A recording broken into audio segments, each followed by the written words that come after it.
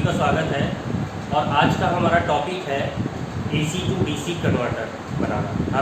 हम कैसे AC to DC converter circuit बनाएंगे।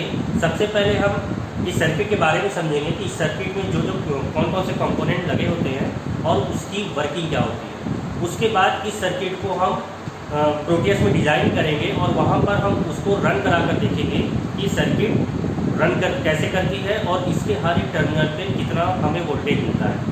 फिर उसके बाद हम उसका लेआउट बनाएंगे।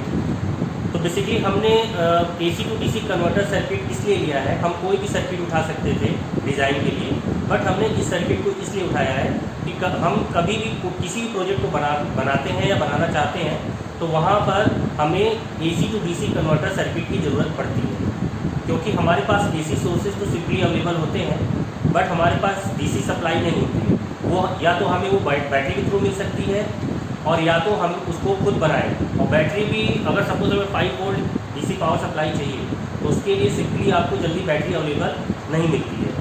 9 वोल्ट की बैटरी जल्दी आपको मिल जाएगी, 12 वोल्ट की मिल जाएगी, 6 वोल्ट की मिलेगी, बट 5 वोल्ट की सिंपली आपको ऐसे आपको बैटरी नहीं मिलती है। तो ये भी हमें जानना जरूरी है कि ये जो भी हमारी सर्किट होती है ये कैसे AC को DC में कन्वर्ट करती है और इसके साथ साथ इसके पैरामीटर्स क्या हैं। तो आज हम लोग इसी विषय में बात करेंगे कि हम किसी भी सपोज अगर हम एग्जांपल ले रहे हैं कि हम 5 वोल्ट की DC सप्लाई बनाने जा रहे हैं तो उस सर्किट में जो भी कंपोनेंट लगेंगे उसके बारे में हम बात करेंगे कि कैसे वर्क कर रहे हैं और हम कैसे DC सप्लाई को बना सकते हैं। इसके लिए हमारा सबसे पहला जो इम्पॉर्टेंट पार्ट है वो हमारा ट्रांसफार्मर है, क्योंकि ट्रांसफार्मर यहाँ पर हम जो यूज़ करेंगे वो स्टेप डाउन ट्रांसफार्मर यूज़ करेंगे, जो कि 220 वोल्ट AC को आपको स्टेप डाउन करके हम 9 वोल्ट में कन्वर्ट कराएंगे। अगर आपको ट्रांसफार्मर बनाना है या बनवाना है या हमें किसी प्रोजेक्ट में ट्रांसफार्मर की ज़रूरत है तो सिंपली अगर हम मार्केट जाते हैं तो जनरली आप देखते हो 9 वोल्ट का ट्रांसफार्मर, स्टेप डाउन ट्रांसफार्मर या 12 वोल्ट में आपको मिल जाता है, या जितनी भी रिक्वायरमेंट हो आपकी वो भी आप बनवा सकते हैं, ऐसा नहीं है। लेकिन बेसिकली यहाँ पर हम 5 वोल्ट की DC सप्लाई बनाने जा रहे हैं तो वहाँ पर हमें 9 volt AC step down transformer हमें बनाना है। और उसके लिए हमें प्राइमरी में हमारा 220 वोल्ट रहता है और सेकेंडरी में हमें स्टेप डाउन होकर 9 वोल्ट मिलता है। तो प्राइमरी में 2 टर्मिनल रहेंगे और सेकेंडरी में हमारे 3 टर्मिनल होंगे। एक बीच में ग्राउंड होगा और एक तरफ हमारा 9 वोल्ट होगा। अगर हम 9 वोल्ट के 2 वायर वहाँ कनेक्ट करवाते हैं तो हमारा 18 वोल्ट हो जाता है। अदरवाइज 4.5 वोल्ट 4.5 वोल्ट के हमारे 2 वायर वहाँ निकलेंगे जो कि 9 वोल्ट में कन्वर्ट हो जाएंगे। तो सबसे पहले हम सर्किट बनाते हैं कि हमारी जो AC से DC कन्वर्टर सर्किट है उसमें कौन कौन से कंपोनेंट लगेंगे।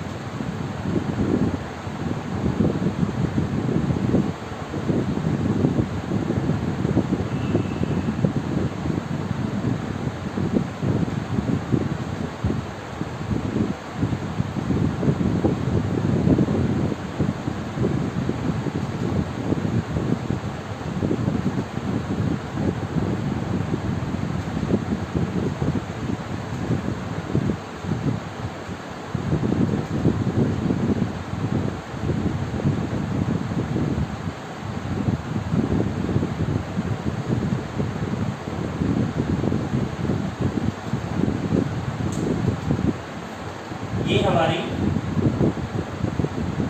AC to DC converter circuit है, जिसमें कि हम 5 वोल्ट DC में इसको कन्वर्ट कर रहे हैं थ्रू AC। यहाँ पर क्या है, हमारा ट्रांसफार्मर है, सबसे पहला ट्रांसफार्मर है, स्टेप डाउन ट्रांसफार्मर है। यहाँ पे इसके प्राइमरी में, ये प्राइमरी है इसका और ये इसका सेकेंडरी है। प्राइमरी में 220 वोल्ट की सप्लाई हम देंगे। ट्रांसफार्मर को हमने इस हिसाब से बनवाया है कि हमें आउटपुट में 9 वोल्ट और 0 वोल्ट मिले, ठीक है। हमें 9 वोल्ट ही क्यों चाहिए ये भी हम आपको बताएंगे। इसके बाद यहाँ पर आप ये रेक्टिफायर देख रहे हैं, ब्रिज रेक्टिफायर है, जिसमें 4 डायोड लगे हैं आपके 1N4007। यहाँ पर हम 1N4001 भी यूज़ कर सकते थे, कोई बहुत ज़्यादा इसमें डिफरेंस नहीं है। और यहाँ पर ये जो डायोड है हमारा सिलिकॉन डायोड है, जिसका कटिंग वोल्टेज 0.7 वोल्ट होता है। उसके बाद फिर यहाँ पे हमने कैपेसिटर यूज़ किया है, इलेक्ट्रोलिटिक कैपेसिटर है ये इसमें पोलैरिटी है, प्लस है, एक माइनस है। जनरली आप लोग बुक वगैरह में देखते हैं, वहाँ पर अगर ये प्लस और माइनस नहीं बना होता है तो सिंपली ये सिंबल बना होता है। तो ये जो कर्व वाला पार्ट होता है, ये हमेशा नेगेटिव प्लेट को रिप्रेजेंट करता है। उसके बाद फिर हमने यहाँ पर एक सिरेमिक कैपेसिटर लगा रखा है, जिसमें कि पोलैरिटी नहीं होती, ये 0.1 माइक्रो फैरेड का है। इसके बाद फिर यहाँ पर हमारा जो आता है, यहाँ पर हमने 7805 वोल्टेज रेगुलेटर की IC लगाई। ये हमने आपको ट्रेनिंग किट में भी आपके हमने दिया है, आप देखेंगे तो उसमें इमेज है, उसके ऊपर फ्रंट साइड में आप देखेंगे तो लिखा भी है 7805। तो यहाँ पर ये 7805 है, इसमें 3 टर्मिनल है, 1 2 3। ये हमारा इनपुट टर्मिनल है, ये हमारा आउटपुट टर्मिनल है और ये हमारा ग्राउंड, ये हमारा ग्राउंड है। अब हम इसकी वर्किंग बताते हैं आपको, ठीक है। इसके बाद हमने यहाँ पर एक रजिस्टर लगाया हुआ है, रजिस्टर के साथ एक LED लगाया हुआ है। रजिस्टर हमने इसलिए लगाया है क्योंकि यहाँ पे आउटपुट में इस वोल्टेज रेगुलेटर के IC के आउटपुट में 5 वोल्ट मिलेगा। तो 5 वोल्ट से हम डायरेक्ट LED को नहीं लगा सकते हैं, इसलिए हमने यहाँ पर एक रजिस्टर लगा रखा है, जो कि इसके वोल्टेज को ड्रॉप करता है। इसकी सर्किट आप लोगों ने पहले भी देख चुके हैं। अब क्या है, मैंने LED क्यों लगाया है, LED का क्या मतलब है, यहाँ पर LED का केवल पावर इंडिकेशन का मतलब है। ये जब भी पावर आपकी ऑन होगी वहाँ पर ये LED ऑन हो जाएगी। जैसे आप लोग मोबाइल चार्जर वगैरह में भी देखते हैं, छोटी सी LED लगी होती है, 3 mm की होती है, तो वो इसीलिए लगी होती है कि जब आप स्विच ऑन करते हैं तो वहाँ पर वो पावर को इंडिकेट करती है। तो यहाँ पर हमने बताया ट्रांसफार्मर के बारे में, स्टेप डाउन ट्रांसफार्मर है, 9 वोल्ट में हमने लिया है। यहाँ पे ये स्टेप डाउन करके यहाँ पर डायोड के फॉरवर्ड और डायोड का एनोड और कैथोड के बीच में हमारा ट्रांसफार्मर का एक टर्मिनल लग जाएगा, और यहाँ पर डायोड के कैथोड और एनोड के बीच में हमारा दूसरा टर्मिनल लग जाएगा। दोनों डायोड के एनोड से हमारा ग्राउंड जाएगा, जो कि गया है, और दोनों डायोड के कैथोड से हमारी आगे की सर्किट है। यहाँ पर हमने कैपेसिटर लिया है जो कि 1000 माइक्रोफैरेड का है, 25 वोल्ट का। 25 वोल्ट ही क्यों लिया है हमने, ऐसा ज़रूरी नहीं है। यहाँ पर आप 35 वोल्ट भी लेंगे, इसके ऊपर आप जितना भी लेंगे आप उसको ले सकते हैं। 35 वोल्ट, 50 वोल्ट, 65 वोल्ट, बहुत रेटिंग के आपके कैपेसिटर आते हैं। यहाँ पर हमने कैपेसिटर इसलिए 25 वोल्ट का लिया है क्योंकि जो हमारे ट्रांसफार्मर की रेटिंग है वो 500 मिली एम्पियर है। 500 मिली एम्पियर की है, हमें सिंपली पावर सप्लाई बनाना है, उसके लिए हमें बहुत हैवी ट्रांसफार्मर या बहुत ज़्यादा एम्पियर के ट्रांसफार्मर की ज़रूरत नहीं होती है। तो यहाँ पर हमने सिंपली 500 मिली एम्पियर का ट्रांसफार्मर लिया है। तो 500 मिली एम्पियर ट्रांसफार्मर के लिए यहाँ पर 25 वोल्ट का इलेक्ट्रोलिटिक कैपेसिटर, इसकी वोल्टेज रेटिंग सफिशिएंट है। इसकी वोल्टेज रेटिंग कैसे डिसाइड होती है या कैसे बढ़ती है, तो सपोज़ आप लोगों ने देखा होगा कि बड़े छोटे आपने कैपेसिटर भी देखे होंगे, बड़े भी देखे होंगे, कहीं आपने प्लेट वगैरह में बड़ी, या फिर आप इन्वर्टर वाली सर्किट में आपने बड़े बड़े कैपेसिटर भी देखे होंगे। तो वहाँ पर डिपेंड करता है कि जो हमारा इनपुट है या जो हमारा ट्रांसफार्मर है, अगर वो हाई रेटिंग का है तो वहाँ पर हमें कैपेसिटर भी हाई रेटिंग के ही लगाने होते हैं।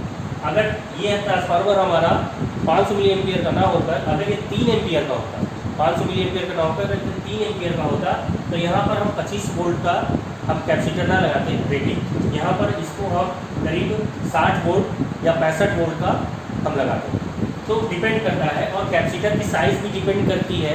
जितना इस कैपेसिटर का वोल्टेज बढ़ेगा, सपोज 25 है, 35, आप 60 लो, 100 लो, जैसे जैसे वोल्टेज इसका बढ़ता जाएगा वैसे वैसे कैपेसिटर की साइज़ भी बढ़ती जाती है। इसी तरीके से ट्रांसफार्मर होता है। अभी 500 मिली एम्पियर का ट्रांसफार्मर आप देखेंगे तो आपको छोटा दिखेगा, ठीक है।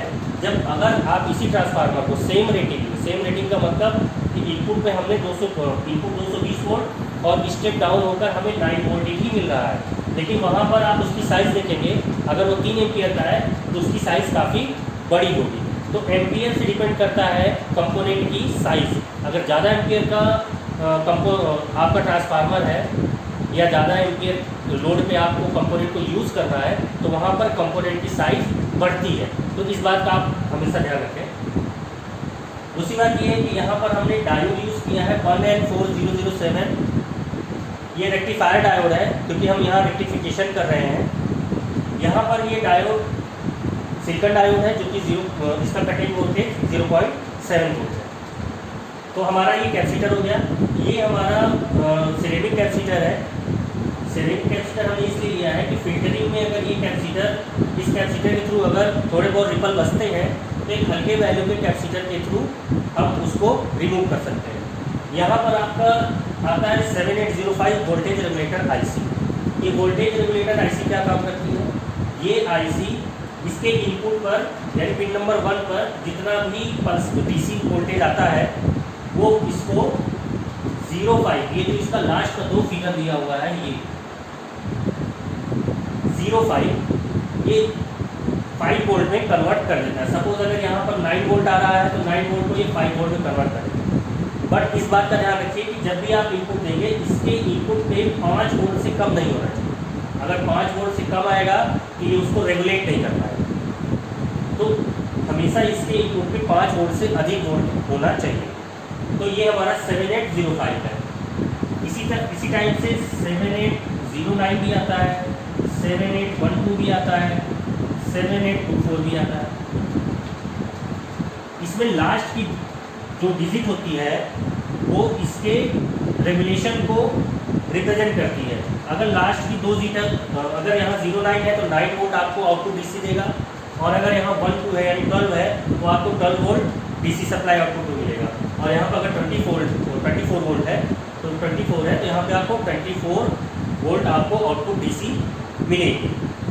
अब यहाँ पर इसी तरह ये तो पॉजिटिव सप्लाई के लिए हो गया। यहाँ पर अगर हमको पॉजिटिव सप्लाई चाहिए तो उसके लिए ये रेगुलेटर आईसी आती है। अगर सपोज हमें नेगेटिव सप्लाई चाहिए, नेगेटिव सप्लाई का मतलब हमें -9 वोल्ट चाहिए, -12 वोल्ट चाहिए या -24 वोल्ट चाहिए, तो उसके लिए वोल्टेज रेगुलेटर की आईसी कैसी होगी? उसके लिए भी 3 टर्मिनल की ही वोल्टेज रेगुलेटर आईसी होती है, बट उसकी जो रेटिंग होती है उसमें जो आपकी नंबरिंग होती है वो 79 से होती है। 7909, 790, 7912 और 792। तो इस हिसाब से अगर हमको नेगेटिव सप्लाई चाहिए होगी तो उसके लिए जो हमारा वोल्टेज रेगुलेटर की आईसी है उसकी रेटिंग ऐसी होगी। तो यहाँ पर क्या है कि जैसे हमें जहाँ पर रिक्वायरमेंट हो, जितना आपको डीसी आउटपुट चाहिए वो आप उसी अकॉर्डिंग आईसी आप ले सकते हैं। अब यहाँ पर ये हमारा हो गया वोल्टेज रेगुलेटर आईसी जिसमें कि 3 टर्मिनल है। इसके पिन नंबर 3 पे आउटपुट आता है। यहाँ से हमने एक रजिस्टर लगा रखा है, उसके साथ हमने एक एलईडी लगा रखा है। तो रजिस्टर और एलईडी हमने क्यों लगा रखा है ये हमने आपको पहले ही बता दिया है। अब यहाँ पर आप ये देखिए कि काम कैसे करती है सर्किट। यहाँ पर प्राइमरी में हमारा एसी सप्लाई आ रही है, यहाँ पे हमारी सप्लाई एसी आ रही है।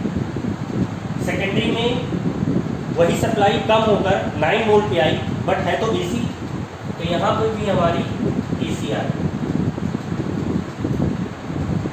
अब डायोड हमारे क्या काम करते हैं? डायोड स्विच की तरह भी काम करते हैं, ठीक है। स्विच का मतलब अगर 0.7 वोल्ट इसके इनपुट पे मिल जाता है तो वो स्विच कर जाता है, या एनोड और कैथोड के बीच में 0.7 वोल्ट का डिफरेंस रहता है तो वहाँ पर ये वर्क करता है। यहाँ पर हमें साइनसोइडल वेव मिल रही है, जब ये साइनसोइडल वेव हमारे इस रेक्टिफायर यानी डायोड के पास जाते हैं तो डायोड के जो आउटपुट से निकलता है, इन चारों के आउटपुट से निकलता है, वो हमारा पल्सेटिंग डीसी होता है। पल्सेटिंग डीसी मतलब इसमें रिपल्स है, क्योंकि डायोड क्या करता है, एसी को डीसी में कन्वर्ट करता है। तो अगर डायोड एसी को डीसी में कन्वर्ट करता है तो वो प्योर डीसी नहीं होती है, वो पल्सेटिंग डीसी होती है। उसमें एसी के उसमें कंपोनेंट रहते हैं। तो यहाँ पर जो भी हमारे डायोड है उसने हमें यहाँ पर रिपल्स के साथ हमें डीसी प्रोवाइड कर दी। अब यहाँ पर जब ये यहाँ से यहाँ आया इस पॉइंट पर, तो जो कैपेसिटर है, इलेक्ट्रोलाइटिक कैपेसिटर है, इसका काम क्या होता है, ये एसी को पास करता है और डीसी को ब्लॉक करता है। कैपेसिटर के जनरली दो वर्क होते हैं, एक तो ये चार्ज स्टोर करता है और दूसरा वर्क होता है फिल्टरिंग का। फिल्टरिंग का मतलब एसी को ये पास करता है और डीसी को ब्लॉक करता है। पास करने का मतलब एसी इससे होकर जाएगी और यहाँ पर ये मैं ग्राउंड लगाना भूल गया, एसी इससे होकर जाएगी और यहाँ पर ग्राउंड हो जाएगी, और जो डीसी होगा वो आगे चला जाएगा। डीसी इससे होकर नहीं जा सकता, इसीलिए कहते हैं इसको फिल्टर कंपोनेंट में हम कैपेसिटर को कहते हैं। फिल्टरिंग कंपोनेंट की बात आती है तो वहाँ पे कैपेसिटर, रजिस्टर, इन सबका पूरी सर्किटरी होती है फिल्टरिंग के लिए। तो यहाँ पर कैपेसिटर का बेसिकली वर्क क्या है, एसी को पास कर देता है और डीसी को ब्लॉक कर देता है, डीसी कहीं रुक जाता है। अब इसके बाद यहाँ पे हमारा जो रिपल था वो लगभग ख़त्म हो गया, बहुत हल्का सा रिपल है, बहुत हल्का सा। तो रिपल हमारा यहाँ पे ख़त्म हो गया है। अब जो थोड़ा बहुत रिपल बचा हुआ है, ये कम वैल्यू का जो कैपेसिटर है, सिरेमिक कैपेसिटर, वो जो थोड़ा बहुत रिपल है उसको भी वो ख़त्म कर देता है। ये भी वही काम करता है, एसी इससे होकर पास होगी और ग्राउंड हो जाएगी, यानी जो रिपल होगा वो इसके थ्रू होकर ग्राउंड हो जाएगा और आगे प्योर डीसी मिलेगी। तो यहाँ पर हमें प्योर डीसी मिलेगी, यहाँ पर यानी इस वोल्टेज रेगुलेटर के इनपुट पे हमें प्योर डीसी मिले। यहाँ पर रिपल खत्म हो गया। तो जब यहाँ पर प्योर डीसी मिली, ठीक है, तो इसके इनपुट पे कितना वोल्टेज आया, यहाँ पे 9 वोल्ट है, 9 वोल्ट पे वहाँ यहाँ पर 4 डायोड है, डायोड का कटिंग वोल्टेज 0.7 वोल्ट है। तो यहाँ पर 4 डायोड है तो 2.8 वोल्टेज समथिंग हो गया। तो इस 9 वोल्ट में 2.8 वोल्टेज हमारा माइनस हो गया, क्योंकि वो तो इस पर कंज्यूम हो गया। तो 9 वोल्ट में 2.8 वोल्ट बच गया, तो समझ लो कि 6.2 समथिंग। तो यहाँ पर हमारा ये वोल्टेज आ गया सपोज 6.2 समथिंग, ठीक है। अब मैंने पहले ही बताया था कि जो वोल्टेज रेगुलेटर है, इसमें जो लास्ट में जो आपकी डिजिट होती है, 2 डिजिट होती है, वो उसके वोल्टेज रेगुलेशन को रिप्रेजेंट करती है। तो यहाँ पर लास्ट में 0.5 है, यानी 5 वोल्ट की डीसी प्रोवाइड करेगा। मैंने ये भी बताया था कि इसके इनपुट पे 5 वोल्ट से कम नहीं जाना चाहिए। तो यहाँ पर जनरली 6.2 वोल्टेज इसके इनपुट पे जा रहा है, तो उससे कोई दिक्कत नहीं है, इसको प्रॉपर वोल्टेज मिल रहा है। तो ये इसके इनपुट पे जा रहा है, तो यहाँ पर ये जाएगा, तो ये इस 6.2 को रेगुलेट करके यहाँ पर फिक्स 5 वोल्ट की डीसी सप्लाई यहाँ पर हमें बनाकर देंगे। वहाँ पर उसमें रिपल नहीं होगा। अगर आप मल्टीमीटर से कभी चेक करेंगे तो उसमें फ्लक्चुएशन नहीं होगा। अगर 5 वोल्ट है तो वहाँ पर 4.99 या फिर 4.98, ठीक है, ऐसे आपको आउटपुट में मिलेगा। लेकिन ये फ्लक्चुएट नहीं करेगा, जैसे एसी में वैल्यू चेंज होती रहती है बराबर, यहाँ पर ये फ्लक्चुएट नहीं करेगा, ये प्रॉपर आपको इसी पॉइंट पर देगा। तो ये हमारी प्रॉपर फिक्स सप्लाई हो गई, डीसी सप्लाई। और यहाँ पर ये भी हम इसको भी हमारा प्रॉपर वोल्टेज मिल गया। तो इस तरीके से हमारा एसी मेन से हमने डीसी सप्लाई बना ली। अब हम इसको कहीं भी यूज़ कर सकते हैं। जनरली जो भी प्रोजेक्ट होते हैं, प्रोजेक्ट में ये सर्किट यूज़ होती है, इसकी प्लेटें भी बनती है, स्टूडेंट प्लेटें बनाते हैं, नहीं प्लेट बनाते हैं तो जो होल पीसीबी होती है उसमें भी कंपोनेंट लेकर वो सप्लाई बनाते हैं। तो इस तरीके से बेसिकली हमारा AC to DC converter circuit बनती है। अब हम क्या करेंगे, अब हम इसको प्रोटीएस में डिज़ाइन करके उसकी वैल्यू को देखेंगे और साथ ही साथ वहाँ पर हम लेआउट भी बनाएंगे कि पीसीबी हम कैसे डिज़ाइन करेंगे। हमारे पास एक सर्किट है, सर्किट वर्क कर रही है। अब हमें अगर प्लेट में इसको लेना है तो इसकी ट्रैक कैसे बनेगी, इसका लेआउट कैसे डिफाइन होगा, ये सारी चीज़ें हम आपको आगे बताएंगे।